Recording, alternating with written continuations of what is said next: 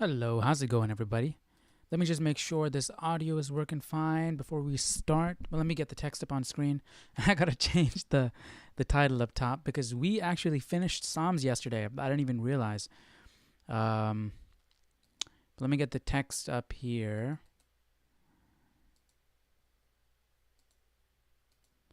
Okay. Well, that's not the text. We're getting some inception there. All right. So let me just check this audio. Let me get the text up here. All right, perfect. So, let's change this title up here because we're going to be doing Proverbs chapter 1 to chapter 3. I can't believe we finished Psalms. That's crazy. Proverbs 1 to 3. All right. Let's get that moved over a little bit. And let's get this moved over a little bit. All right, there we go. So, Proverbs chapter 1. We just finished a book predominantly by David. Now we're moving on to his son's work, Solomon. So let's get started with this. Let's see, we got the audio on and everything. All right, let's jump into it.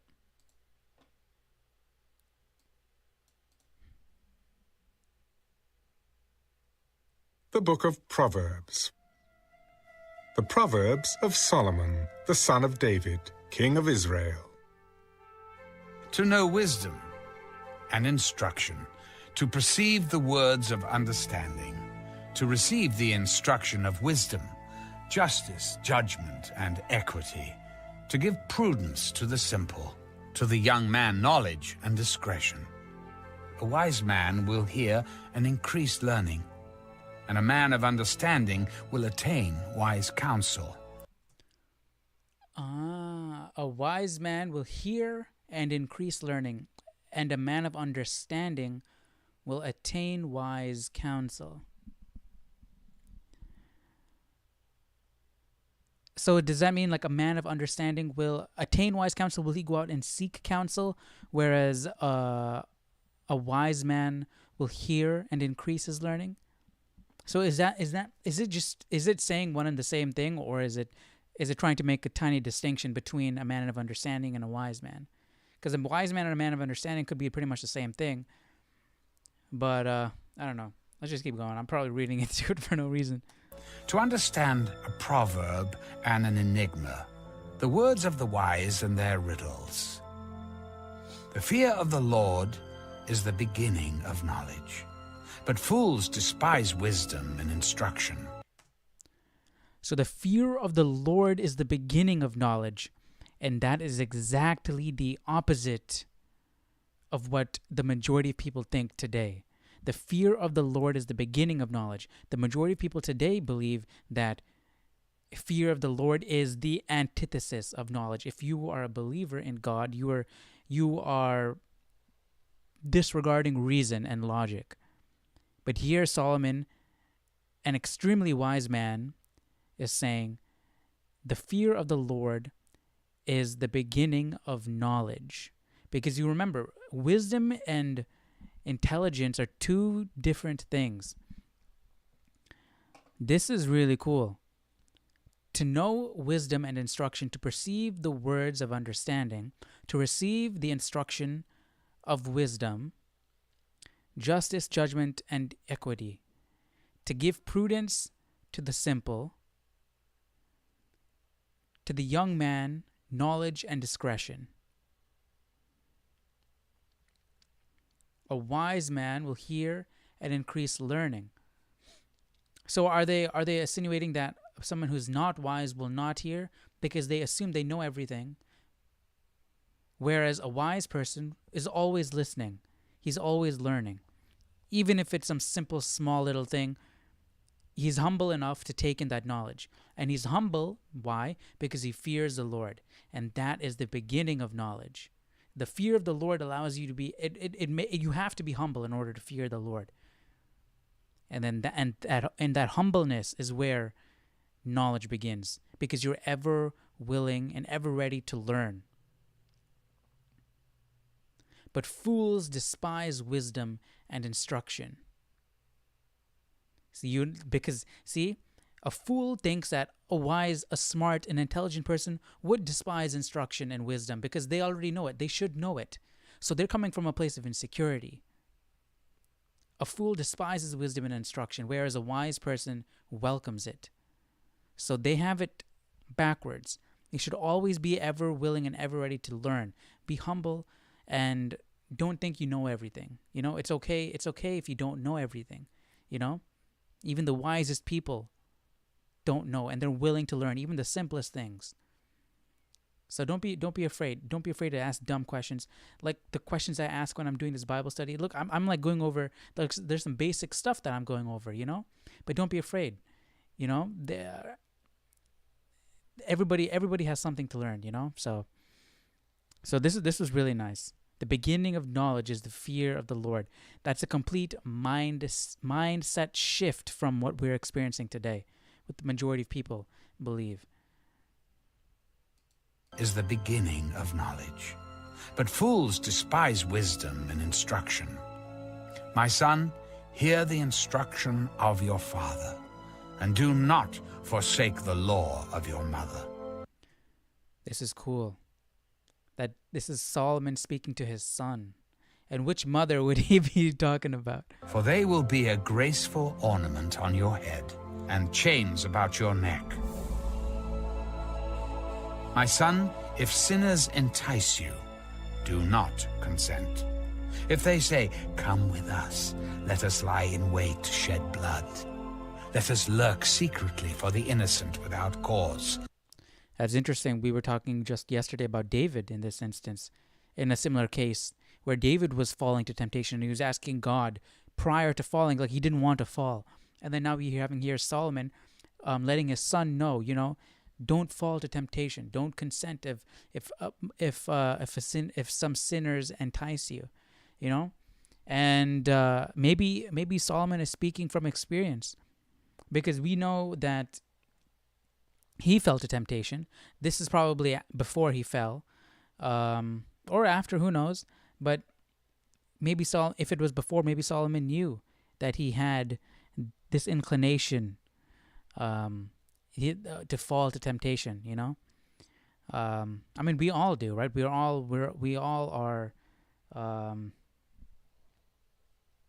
all can fall to temptation. So even Solomon fell pretty bad. But yeah, this is cool just to see him talk to his son. Yeah, it's nice. Right? None of us are perfect. Even the king's son needs to hear this from his father. Consent. If they say, come with us, let us lie in wait to shed blood. Let us lurk secretly for the innocent without cause. That's interesting that they do that. They lie in wait just to kill people, like hunting, like game. That's kind of crazy. Let us. They can hide behind their royal blood and their places of power, so they can get away with things. So there were some pretty bad people living around back then. Let us lurk secretly for the innocent without cause. Let us swallow them alive like Sheol, and whole like those who go down to the pit. We shall find all kinds of precious possessions. We shall fill our houses with spoil. So are they like killing people and stealing from them? Or is it just two separate sins, killing people and stealing? Cast in your lot among us. Let us all have one purse. My son, do not walk in the way with them. Keep your foot from their path, for their feet run to evil, and they make haste to shed blood. Surely, in vain the net is spread, in the sight of any bird. But they lie in wait for their own blood. They lurk secretly for their own lives. So are the ways of So Solomon everyone said they have who a is death greedy wish. for gain. It takes away the life of its owners. Wisdom calls aloud outside. She raises her voice. So we shouldn't be greedy. But yet again, Solomon was the richest king in the land. And he brought in wealth from all the nations. Right? He was using his position to gain wealth, and that's something God didn't want him to do. So again, is Solomon telling his son this because he knows the type of person that he is, and he doesn't want his son to be like that? He knows his inclinations, and he doesn't want his son to walk down that path. In the open squares, she cries out in the chief concourses. At the openings of the gates in the city, she speaks her words. How long, you simple ones, will you love simplicity? So this is wisdom For speaking. scorners delight in their scorning, and fools hate knowledge. Turn at my rebuke. Surely I will pour out my spirit on you. I will make my words known to you. Because I have called and you refused. I have stretched out my hand and no one regarded. Because you disdained all my counsel and would have none of my rebuke, I also will laugh at your calamity. I will mock when your terror comes like a storm, and your destruction comes like a whirlwind when distress and anguish come upon you. Dang, wisdom. Then they will call on me, Ruthless. but I will not answer. They will seek me diligently, but they will not find me. Because they hated knowledge and did not choose the fear of the Lord, they would Because the fear of the Lord is the beginning of knowledge. have none of my counsel and despised my every rebuke. Therefore, they shall eat the fruit of their own way and be filled to the full with their own fancies. Therefore, they shall eat the fruit of their own way. That's taking us back to the Garden of Eden, right? Eating the fruit of the tree of knowledge of good and evil.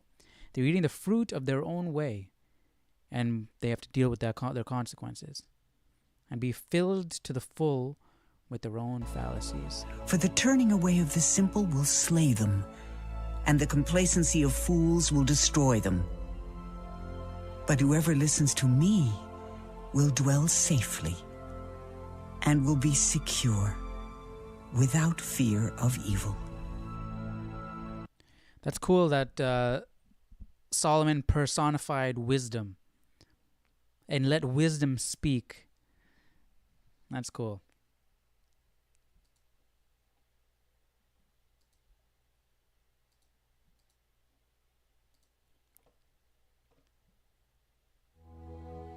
My son, if you receive my words and treasure Another my one to his commands son. within you, so that you incline your ear to wisdom and apply your heart to understanding.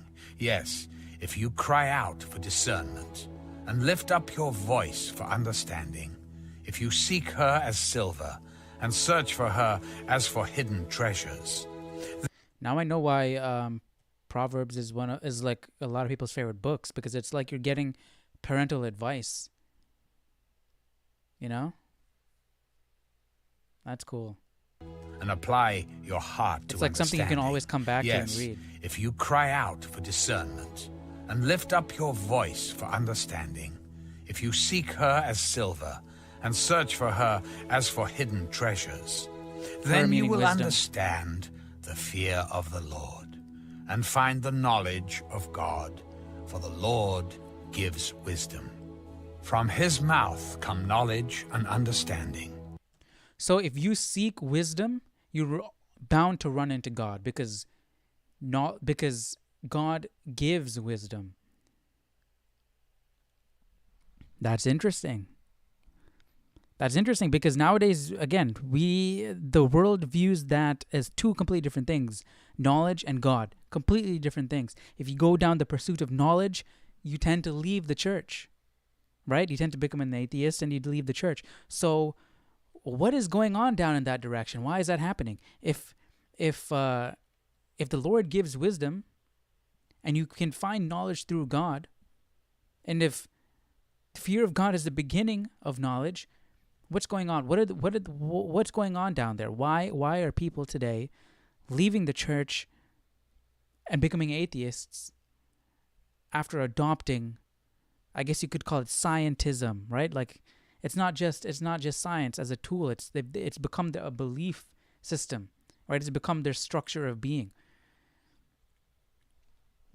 That's interesting. But yeah, don't forget, knowledge comes from God. The Lord gives wisdom. Those two are not two separate things, right? It's not like, the stereotypes, right? Those, I don't know, what they call people who, like, Bible thumpers are dumb. They just believe in something they don't understand or whatever, But what is Solomon saying? One of the wisest men on earth. He's saying the exact opposite. So, like Solomon is saying, there's a discrepancy there, right? There's a discrepancy there from the way the world views God and the Bible, and the way Solomon is telling us to. The way the Bible preaches. The way God is saying. What God is saying, right? There's a discrepancy there. Why is that? According to Solomon, what we should do with that question, we should look into it. We should try and figure out what's going on. Why does the world take this stance, and why is it so far off from what the Bible says? Why are both those things saying the complete opposite? What's going on? You take a look, and that'll lead you right to the answer, lead you right to God. Try it. He stores up sound wisdom for the upright. He is a shield to those who walk uprightly. He guards the paths of justice and preserves the way of his saints. Then you will understand righteousness and justice, equity and every good path. When wisdom enters your heart and knowledge is pleasant to your soul, discretion will preserve you. Understanding will keep you, to deliver you from the way of evil, from the man who speaks perverse things, from those who leave the paths of uprightness, to walk in the ways of darkness, who rejoice in doing evil, and delight in the perversity of the wicked, whose ways are crooked, and who are devious in their paths, to deliver you from the immoral rejoices woman, in doing from evil. the seductress who flatters with her words, who forsakes the companion of her youth, and forgets the covenant of her God. For her house leads down to death, and her paths to the dead. So None don't walk on that return, path. nor do they regain the paths of life. So you may walk in the way of goodness, and keep to the paths of righteousness.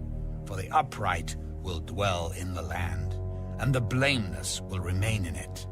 But the wicked will be cut off from the earth, and the unfaithful will be uprooted from it.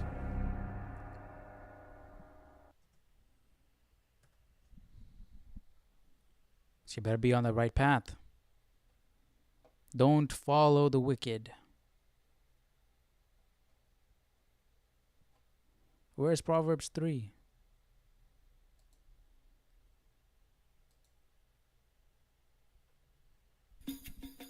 I'm liking Proverbs a lot. My son, do not Another one forget to my his law, son.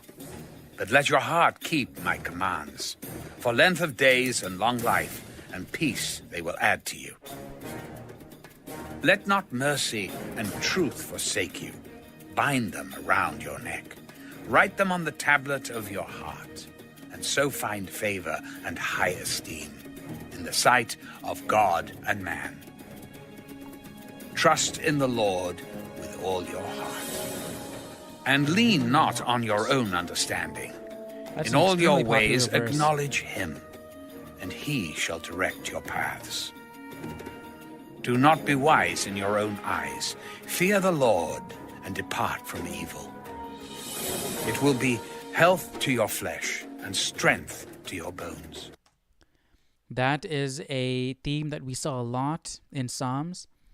Do not be wise in your own eyes. Fear the Lord and depart from evil. Especially that first line, do not be wise in your own eyes, right? We don't have to always rely on our own strengths and the people around us. We don't have to rely on that, right? We can go directly to God. Don't be wise. Do not be wise in your own eyes. Wisdom comes from God. So if you're facing something, a lot of times we just try and figure it out on our own. And when we can't, we've run out of all options, we turn to God and ask God, please help me. I don't know what to do. Whereas we should go to God first. God, the source of wisdom is God. So why not go to God first? Why exhaust everything else and then go to God? It's not like you're driving down the street and you're asking somebody for directions and you don't want to ask because you want to figure it on your own. It's not like that. You can ask God immediately. You don't have to wait. You don't have to try and figure it out on your own. Just ask immediately. Go to God first. Do not be wise in your own eyes. What you think is wise.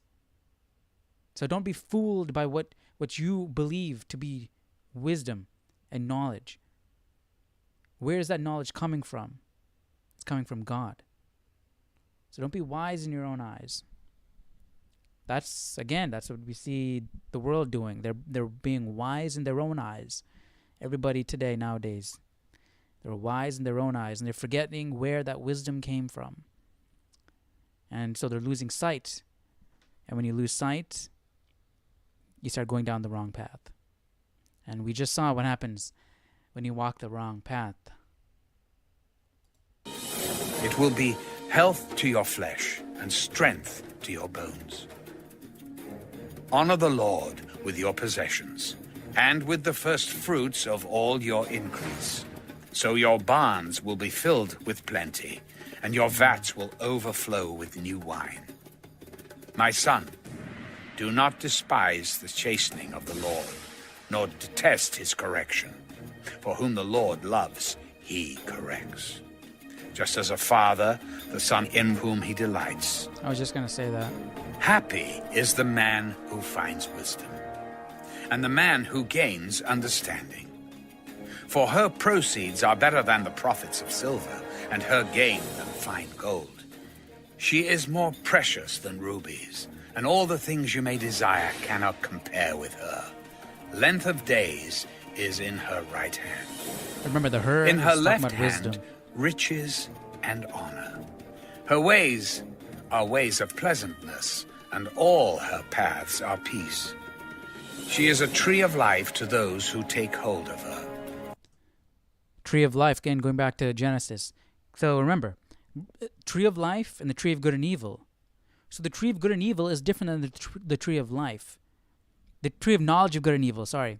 So if you take hold of wisdom, it's like she is a tree of life to those who take hold of her. So taking hold of wisdom is like the tree of life, right? It's like taking hold of the tree of life. Whereas if you took hold or ate the fruit of the tree of the knowledge of good and evil, that's a completely different story. So knowledge of good and evil is different than wisdom.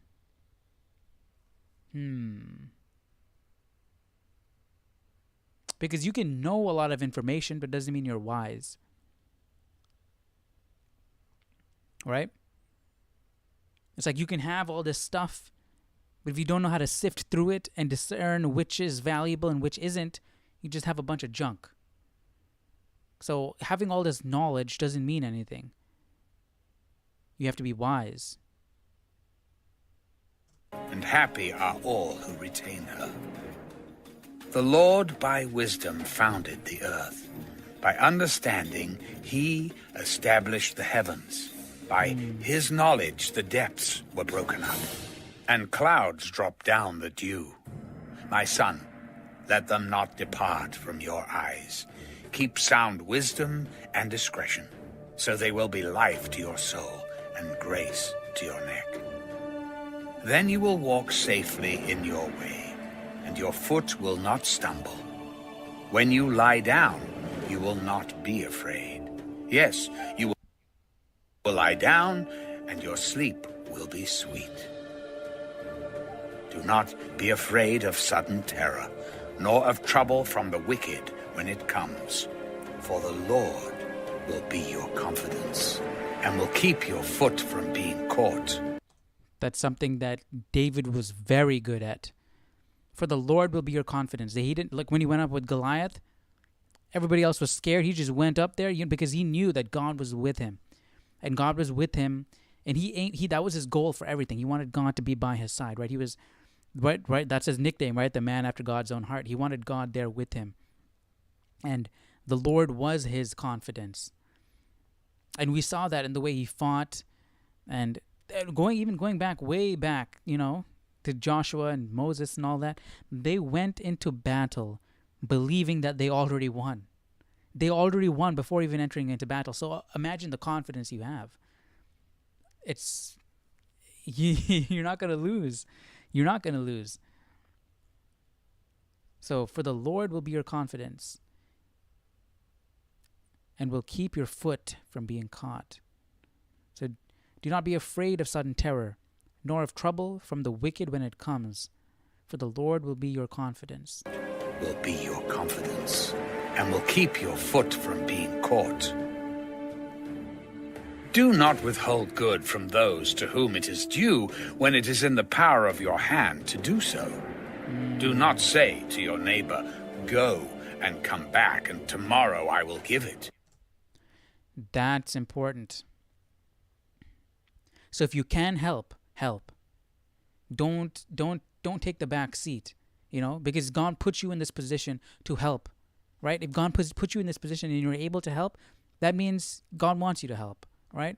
So don't be, don't be selfish, or don't be, maybe it's not my place to do something,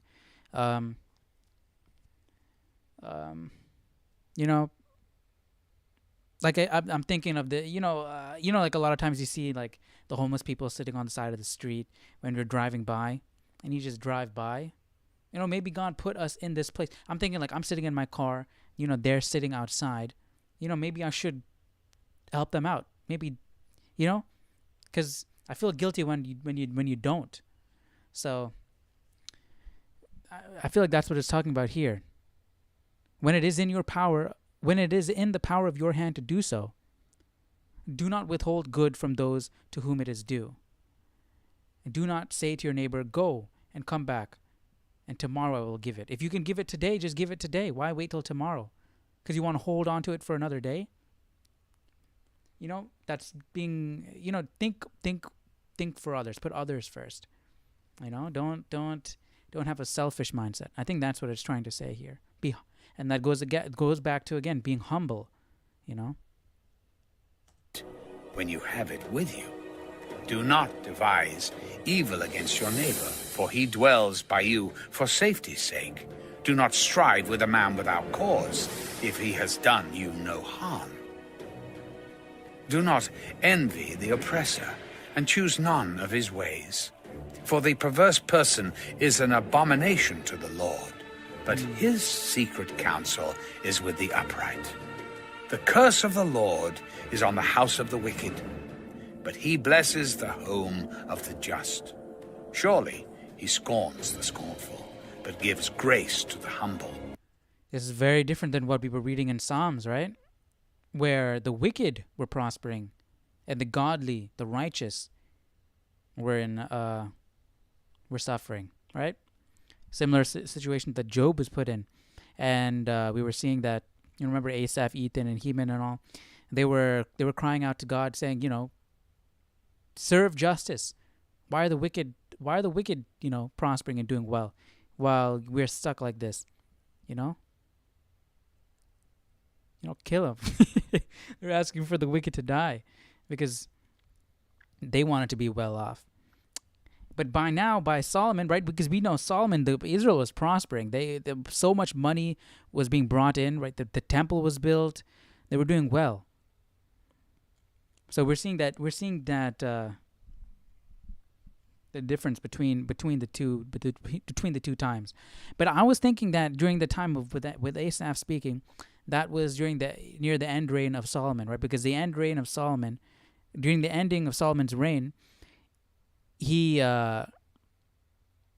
sort of adopted his wife's practices. He brought them into Jerusalem, and set up the high places and all of that. I mean, I don't want to go too far into that because we talked about that in Psalms, but it's just interesting to see the two perspectives, how much the kingdom of Israel had shifted, had changed, and how much the outlook had changed. We were busy struggling to get this mindset passed down to future generations, and look at the way Solomon is talking. So that's good. But then again, never mind. I don't want to get into it. We talked about it in Psalms. We're going to jump into a crazy tangent if I keep talking about that. Wise shall inherit glory, but shame shall be the legacy of fools. The wise shall inherit glory, but shame Chapter 3. shall be the legacy of fools. Come on. I wasn't fast enough. All right, let's go to 4.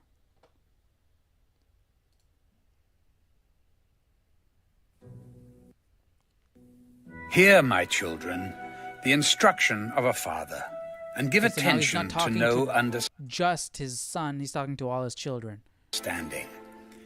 For I give you good doctrine. Do not forsake my law. When I was my father's son, tender and the only one in the sight of my mother, he also taught me and said to me, let your heart retain my words, keep my commands, and live. That's just what Solomon said to his son. Get wisdom, get understanding. Do not forget, nor turn away from the words of my mouth. Do not forsake her, and she will preserve you. Love her, and she will keep you. Wisdom is the principal thing. So that's why, I guess that's why Solomon held wisdom at such high regard, and why he asked God for wisdom in order to take care of his kingdom. Therefore, get wisdom. His father told him. And in all your getting, get understanding. Exalt her, and she will promote you. She will bring you honor when you embrace her. She will place on your head an ornament of grace. I just realized we jumped into Proverbs chapter 4. Whatever, let's keep going. We'll finish up 4. We were supposed to stop at 3, but let's finish 4. A crown of glory she will deliver to you. Hear, my son, and receive my sayings. And the years of your life will be many. I have taught you in the way of wisdom. I have led you in the right paths. When you walk, your steps will not be hindered. And when you run, you will not stumble. Take firm hold of instruction. Do not let go. Keep her, for she is your life. Do not enter the path of the wicked, and do not walk in the way of evil. Avoid it. Do not travel on it. Turn away from it and pass on. For they do not sleep unless they have done evil, and their sleep is taken away unless they make someone fall. For they eat the bread of wickedness and drink the wine of violence. But the path of the just is like the shining sun, that shines ever brighter unto the perfect day. The way of the wicked is like darkness. They do not know what makes them stumble. This is giving me Mufasa talking to Simba vibes on Pride Rock. My son, give attention to my words. Incline your ear to my sayings. Do not let them depart from your eyes. Keep them in the midst of your heart, for they are life to those who find them, and health to all their flesh. Keep your heart with all diligence, for out of it spring the issues of life. Put away from you a deceitful mouth, and put perverse lips far from you. That your Right, because it's your environment that is extremely important. If your environment is poor, you're going to be poor. What did they say? You are what you eat, and you are, they also say, like, show me 5 of your friends, and I'll tell you who you are. So it's your environment. If you're in a wicked environment, remove yourself from that. That's why it also, the Bible also says, if your right hand is making you sin, cut it off. So yeah, remove yourself from that environment if it's too hard for you to push through, because what matters most is that you are doing right by God. You're seeking God, and if your environment is not letting you do that, you need to figure out a way to remove yourself from that. Your eyes look straight ahead, and your eyelids look right before you. Ponder the path of your feet, and let all your ways be established. Do not turn to the right or the left. Remove your foot from evil. Keep heading on straight down the righteous path. But that's it. We went above and beyond. We finished not only 1 to 3, we finished chapter 4 also. So this, honestly, Proverbs is really cool. We're getting actual... It's like Solomon is imparting wisdom upon us as we're reading. These were all intended for his children so far, but it's really nice to see. It's like you're getting fatherly advice. We're getting advice from Solomon himself. That's cool. So yeah, I'm liking Proverbs so far. Hope you enjoyed today's reading. Tomorrow we'll jump into chapter 5 because we finished 4 today. And I hope you have a great rest of your day. And I'll see you tomorrow. All right? Take care. Bye-bye.